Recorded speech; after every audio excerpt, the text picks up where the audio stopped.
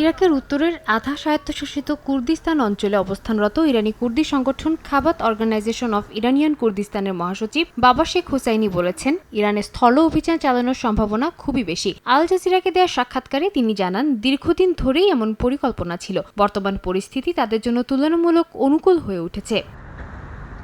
হুসেইনির দাবি, বিভিন্ন মাধ্যমে যুক্তরাষ্ট্র তাদের সঙ্গে যোগাযোগ করেছে, যদিও এখনও সরাসরি কোনো বৈঠক হয়নি। তবে আনুষ্ঠানিক সিদ্ধান্ত না হলেও সীমান্ত পেরিয়ে অভিযানের সম্ভাবনা উড়িয়ে দেয়া যাচ্ছে না। এ ধরনের পদক্ষেপ ইরানের ভেতরে কুর্দি বিদ্রোহকে নতুন মাত্রা দিতে পারে বলেই মনে করা হচ্ছে।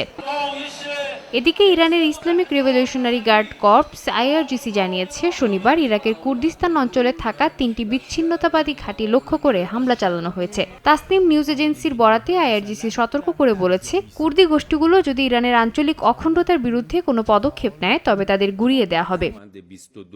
এ পরিস্থিতিতে ইরাক সরকার ও কুর্দিস্তান আঞ্চলিক সরকার যৌথভাবে বলেছে, প্রতিবেশী দেশের বিরুদ্ধে হামলার জন্য ইরাকি ভূখণ্ড ব্যবহার করা যাবে না। তবে একই সময় ইরাকের বিভিন্ন স্থানে ড্রোন ও ক্ষেপণাস্ত্র হামলার ঘটনাও ঘটেছে। এরবিল ও বাগদাদ বিমানবন্দর সহ তেল স্থাপনাগুলো লক্ষ্য করে হামলার খবর পাওয়া গেছে। যুক্তরাষ্ট্রের দূতাবাস সতর্ক করেছে, ইরানপন্থী গোষ্ঠীগুলো বিদেশিদের ব্যবহৃত হোটেলকেও লক্ষ্যবস্তু করতে পারে।